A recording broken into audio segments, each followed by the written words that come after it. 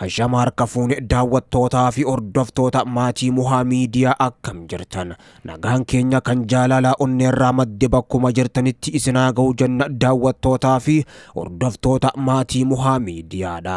Qophii keenya ammaaf qabanne isinitti himuudhaan hagadhuma sagantaatti isin waliin kan turu ana Muhaa Oromooti. Hagadhumaatti nu waliin turaan afeerraa keenya gamanumaan viidiyoo keenya like share gochuus hin dagatinaadha.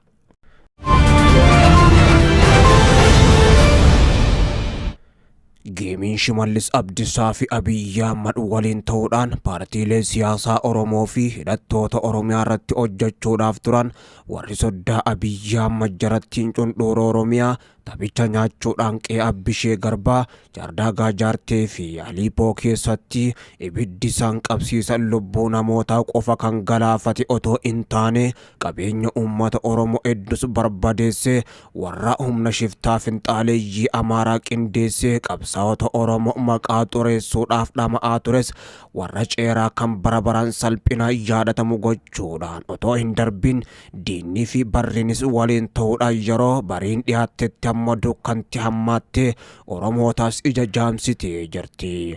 Dukkanti barii qabdi saba kofniin jira kan jedhan Jeneraal Marroon amma humnoota finxaaleeyyii Amaaraa kan mootummaan cundhuurri Oromiyaa Shimallis Abdiisaa fi federaalaa kan Abiyyi Ahmad waliin ta'uudhaan akka hundeessanii turan ifatti yoo dubbatan Jaal Marroon Abiyyi Ahmadii fi Shimallis Abdiisaadha. Finxaaleeyyii gurmeessan kana ammoo waakkachuu dadhabanis Oromiyaa keessaa baasanii qeesaanii eeguus hin dandeenye. Oromoonni qe'ee Abbishee Garbaa Jaardagaa Jaartee fi bakkoota biroo otuma mootummaa qabnu diinni lafa keenya irratti dhufee mootummaa nuti keenya jennee ammoo eegaa jirru jalatti nu dhaanaa jira. Nu dhaanuu qofaa miti nu fixaa jira. Oromoonni iddoo biroo nuuf dirmadhaa. Yoo nuuf dirmachuu hin dandeenye ammoo carraan hamaan akka keenyaa kun otoo isin hin mudanne ammoo mootummaa qabna jettaniitis of hin dagatinaadha. Of qopheessaa jechuun dhaamsa isaanii dabarfatanii jiru. Waan Abiyyi Ahmadii fi Shimallis Abdiisaa maqaa Oromootiin Oromiyaa fi Oromoo irratti hojjechaa jiran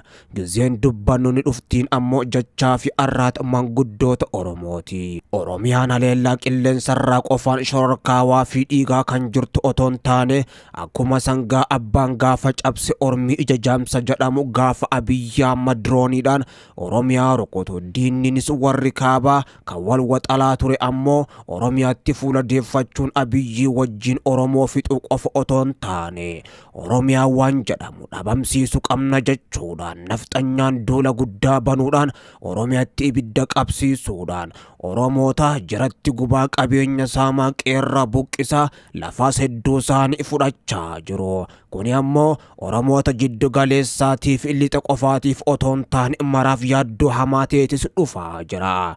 Carraan yeroo ammaan tanaa Oromoota lixa Oromiyaa fi jiddu galeessatti argaman irra ga'e kun Oromoota kibbaa dabalatee akkasuma ammoo kaabaa fi baatti argamanis mudachuun hin ooluun yaada guddaa hayyoota Oromoorra kennamaa jirudha. Oromoon keessaa fi alaan tokkummaa isaa jabeeffatee shira yeroo ammaan tana Shimallis Abdiisaa fi Abiyyi Ahmad finxaaleeyyii Amaaraa wajjin ta'uudhaan Oromoota gubbatti shiraa jiraniif gocha isaan hojjechaa jiran kana tokkummaan dura dhaabbate fashaleessuu qaban ergaa fi dhaamsa jajjabduu hayyoota Oromooti. Oromiyaan dhiiga dhangalaasaa kan jirtu ammoo warri diinaa wajjin ta'e uummata Oromootis dhiiga isaanii dhangalaasaa jiru. Kanuma Oromoo bakka buuna nuti ilmaan abbaa gadaatii fi Oromootu nu filate yookaan ammoo teessumas nu jalatti qabaa jira jechuun maqaa Oromoo himatanii fi dhaawatanidha. Ta'us ammoo haadha Oromoo boochisuurraas if duuba hin deebine carraan hamaan isaan haadha Oromootiif laatan kun boru ammoo isaan qaqqabuunis afan qabu jechuudhaan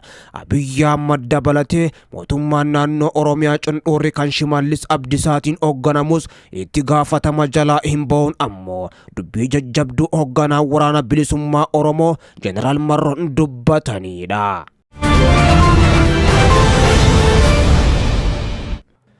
lolli guddaan waraana bilisummaa Oromoo fi humnoota mootummaa Abiyyi Ahmad jidduutti gaggeeffamaa jiru jabaatee akkuma itti fufetti jira.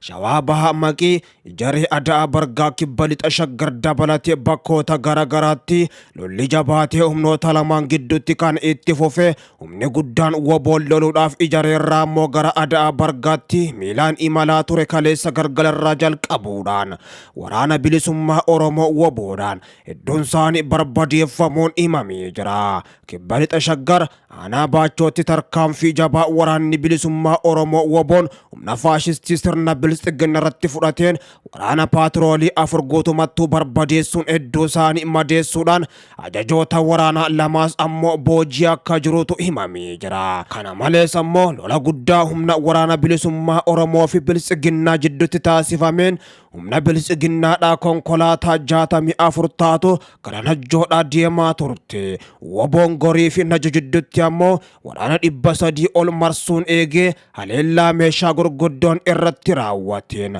akka baala mukaatti harcaasee jiraachuu ajajaa woboo naannichaatis himanii jiru. Waraanni bilisummaa Oromoo woboon haleellaan qilleensarraa fi lafoodhaa imala kiyyarraa duubatti na hin deebisu kan jedhe.